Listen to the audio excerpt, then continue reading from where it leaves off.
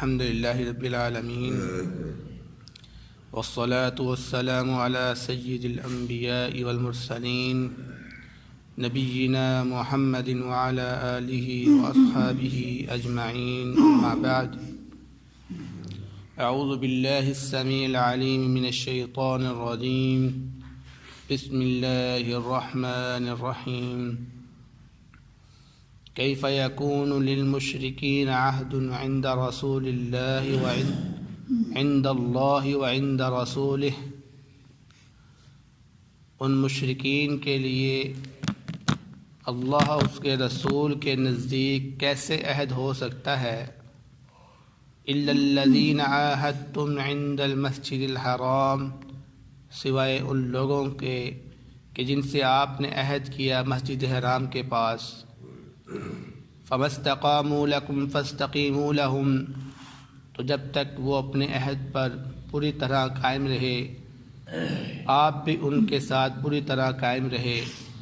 ان اللہ یحب المتقین، بے شک اللہ رب العزت متقین کو پسند کرتا ہے.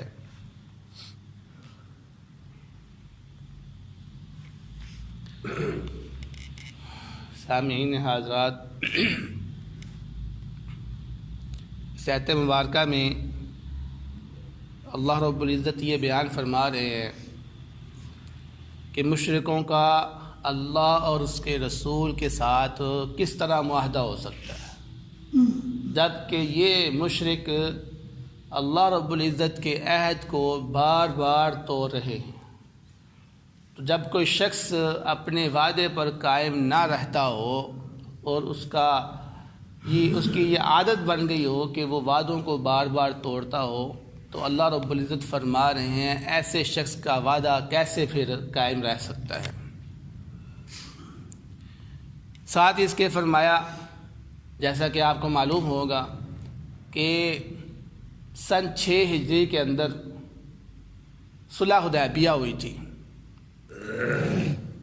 صلح حدیبیہ کے موقع پر جو معاہدہ طے ہوا تھا وہ 10 سال کا ہوا تھا کہ 10 سال تک مسلمان قریش مکہ کے ساتھ کوئی لڑائی جھگڑا نہیں کریں گے اور نہ ہی ان کے خلاف کسی کی مدد کریں گے. تو معاہدے کے چند برس بعد قبیلہ بنی بکر جو کہ قریش مکہ کا حلیف تھا، اس کی لڑائی ہو گئی قبیلہ بنو خزاع کے ساتھ جو کہ مسلمانوں کے ساتھ تھا. اب ان دونوں کی آپس میں جب لڑائی ہوئی تو قریش مکہ نے اپنے حلیف قبیلہ بنو بکر کے ساتھ مل کر قبیلہ بنو خزاع کی مدد کی، جس کی وجہ سے یہ معاہدہ ٹوٹ گیا، ختم ہو گیا. تو اللہ رب العزت یہاں پر بیان کر رہے ہیں کہ جب یہ معاہدہ ختم ہوا تو نبی پاک صلی اللہ علیہ وسلم نے پھر مکہ کے اوپر حملہ کر مکہ کو فتح کر لیا. تو اب یہ مشرکین پھر سے نہ دوبارہ یہ عہد کرنا چاہ رہے تھے کہ ہمارے درمیان دوبارہ معاہدہ ہو جائے. تو اللہ رب العزت بیان کر رہے ہیں کہ نہیں، یہ کیسے ممکن ہو سکتا ہے کہ تم بار بار اپنے عہد کو توڑتے جا رہے ہو اور پھر تم کہتے ہو ہمارے ساتھ معاہدہ کرو. جب کہ یہ جو بنو بکر تھا، قبیلہ بنو بکر، ان کے کچھ ایسے چھوٹے قبیلے موجود تھے جنہوں نے نبی پاک صلی اللہ علیہ وسلم کے ساتھ اپنے عہد کو نہیں توڑا تھا. یعنی یہ جو جنگ ہوئی تھی 2 قبیلوں کے درمیان، انہوں نے اس جنگ کے اندر حصہ نہیں لیا اور نہ ہی ان کی مدد کی. تو اللہ رب العزت ان لوگوں کے بارے میں یہاں پر بیان کر رہے ہیں کہ یہ جو لوگ ہیں جن کے ساتھ آپ نے عہد کیا تھا مسجد حرام کے پاس، اور آج صلح حدیبیہ کا موقع ہے کہ ان لوگوں کے ساتھ اپنا عہد آپ پورا کریں. اور اس سے پچھلی آیت میں بھی یہ ذکر ہوا ہے کہ جن لوگوں نے عہد کی پاسداری کی ہے، اپنے عہد کو نہیں توڑا، ان کے ساتھ اپنا عہد جاری رکھیں جب تک اس کی مدت ہے. وہی لوگ یہاں پر مراد ہیں کہ ان کے ساتھ جب تک یہ قائم رہتے ہیں آپ بھی اپنے عہد پر قائم رہے، کیونکہ اللہ رب العزت متقین کو پسند کرتا ہے اور تقویٰ کی یہ علامت ہے کہ عہد کا پاسداری کی جائے، اپنی زبان پہ پکا رہے انسان. آگے فرمایا کیف وَإِن يَظْهَرُوا عَلَيْكُمْ، لا یرقبوا فیکم الا ولا ذمہ، کیسے ممکن ہے کہ اگر وہ تم پر غالب آ جائیں تو وہ نہیں لحاظ رکھتے تمہاری رشتہ داری کا اور نہ ہی عہد کا۔ یرضونکم بافواہہم، وہ تم کو راضی کرتے ہیں، خوش کرتے ہیں اپنے منہوں سے، وتأبی قلوبہم، جبکہ ان کے دل اس چیز کا انکار کرتے ہیں، واکثرہم فاسقون، اور ان میں سے اکثر لوگ فاسق ہیں۔ یہاں پر یہ جو عہد اللہ رب العزت نے قائم نہیں کیا اور برات کا آپ نے اعلان کر دیا، اس کی وجہ بیان کی جا رہی ہے کہ اللہ رب العزت نے بری الذمہ ہونے کا اعلان کیوں کیا۔ اس کی وجہ یہ ہے کہ یہ جو کافر لوگ ہیں، جب یہ غالب آ جاتے ہیں، جب ان کو پتہ ہوتا ہے ہم طاقتور ہیں، تو پھر یہ مسلمانوں کا لحاظ نہیں رکھتے، اگرچہ وہ مسلمان ان کے رشتہ دار ہی بنتے ہوں، اگرچہ مسلمانوں کے درمیان ان کی ایک معاہدہ ہوا ہو، کسی چیز کا لحاظ نہیں رکھتے۔ اس وقت یہ ظلم کرتے ہیں، قتل کرتے ہیں مسلمانوں کا عام۔ لیکن جب یہ کمزور پڑ جاتے ہیں تو کیا کرتے ہیں؟ پھر میٹھی میٹھی باتیں کرتے ہیں مسلمانوں کے ساتھ۔ یرضون بافواہہم، اپنے منہ سے میٹھی میٹھی باتیں کرتے ہیں مسلمانوں کو پھنسانے کے لیے، کیونکہ ان کو پتہ کہ آج ہم کمزور ہیں۔ وتأبی قلوبہم، جبکہ ان کے دل اس چیز کا انکار کر رہے ہوتے ہیں۔ آج بھی یہی صورتحال ہے۔ یہ جو ہمارے کفار ہیں جن سے ہم لوگوں نے دوستی لگائی بیٹھے ہیں، یہ ہمیں اوپر سے میٹھی میٹھی باتیں کر دیتے ہیں، ہم خوش ہو جاتے ہیں کہ یہ ہمارے ساتھ ہے، لیکن جیسے ہی ان کو اپنا مفاد ہوتا ہے فوراً ہمارے آ کے اپنی آنکھیں کھول کے دکھا دیتے ہیں، بھئی تم کون ہوتے ایسے کرنے والے؟ تم تو ہمارے مقروض ہو، تم ہم سے بات نہیں کر سکتے ہو، فوراً آنکھیں دکھا دیتا ہے اپنا۔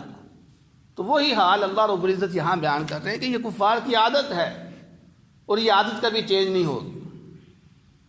اور آج ہم بھی دیکھ رہے ہیں ایسے ہی ہو رہا ہے کہ کفار نے ہمیشہ ایسے ہی کیا مسلمانوں کے ساتھ، جتنے مرضی وعدے کر لیے، لیکن جیسے ہی موقع آیا اس نے اپنی آنکھیں دکھائیں، اپنا کام کیا اس نے۔ تو اللہ رب العزت فرما رہے ہیں یہ لوگ جو ہے نا وہ فاسق ہیں، اس لیے اب ان کے ساتھ کوئی معاہدہ نہیں ہے۔ اشتروا بآیات اللہ ثمنا قلیلا، انہوں نے اللہ کی آیات کو کم قیمت پر خرید لیا۔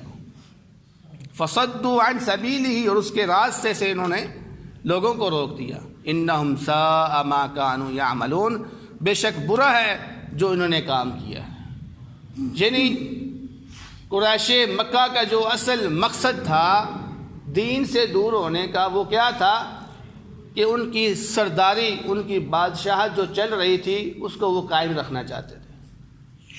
ان کو پتہ تھا کہ اگر ہم نے نبی پاک صلی اللہ علیہ وسلم کی بات کو مان لیا یا ان کو نبی ہم نے تسلیم کر لیا تو آج جو ہم سردار بن بیٹھے ہیں یہ سرداری ہماری ختم ہو جائے گی۔ تو یہ سرداری، یہ دنیا داری ہے۔ تو اللہ رب العزت نے اس کو بیان کیا ہے، انہوں نے دنیا داری کو حاصل کرنے کے لیے دین کو پس پش ڈال دیا، دین کو دور کر لیا اپنے آپ سے کہ یہ دنیا ہم سے نہ چھینی جائے۔ اشتروا بآیات اللہ ثمنا قلیلا، اور پھر انہوں نے کیا کیا؟ لوگوں کو نبی پاک صلی اللہ علیہ وسلم کی طرف مائل ہونے سے روکا، کیونکہ اگر یہ لوگ اس طرف چل جاتے ہیں تو پھر بھی سرداری ختم ہو جاتی ہے۔ جب سردار کے نیچے قوم ہی نہیں ہے تو پھر وہ سردار کس چیز کا؟ تو اس لیے انہوں نے اپنی سرداری کو بچانے کے لیے لوگوں کو بھی روکا کہ وہ کہیں اسلام نہ لے آئے۔ فرمایا یہ بدترین لوگ ہیں، برے لوگ ہیں ایسے کہ جو دنیا کو حاصل کرنے کے لیے دین کو پیچھے چھوڑ دیتے ہیں۔ لا یرقبون فی مؤمن الا ولا ذمہ، نہیں وہ لحاظ رکھتے کسی بھی مومن کا کہ وہ ہمارا رشتہ دار ہے یا پھر ان کے ساتھ ہمارا معاہدہ ہوا ہے۔ وَأُولَٰئِكَ هُمُ الْمُعْتَدُونَ، اور یہی لوگ ہیں جو حد سے بڑھنے والے ہیں۔ اگر فرمایا فَإِن تَابُوا وَأَقَامُوا الصَّلَاةَ وَآتَوُا الزَّكَاةَ، ہاں یہ بات لازمی ہے کہ اگر وہ توبہ کر لیں اور نماز کو قائم کریں اور زکوٰۃ کو ادا کریں، فَإِخْوَانُكُمْ فِي الدِّينِ، تو پھر وہ تمہارے دین کے اندر بھائی بھائی ہیں۔ جیسا کہ پیچھے بھی یہی اللہ رب العزت نے شرط لگائی تھی کہ وہ توبہ کر کے نماز اور زکوٰۃ کو ادا کریں۔ یہ تین چیزیں اسلام کے اندر بڑی اہمیت رکھتی ہیں۔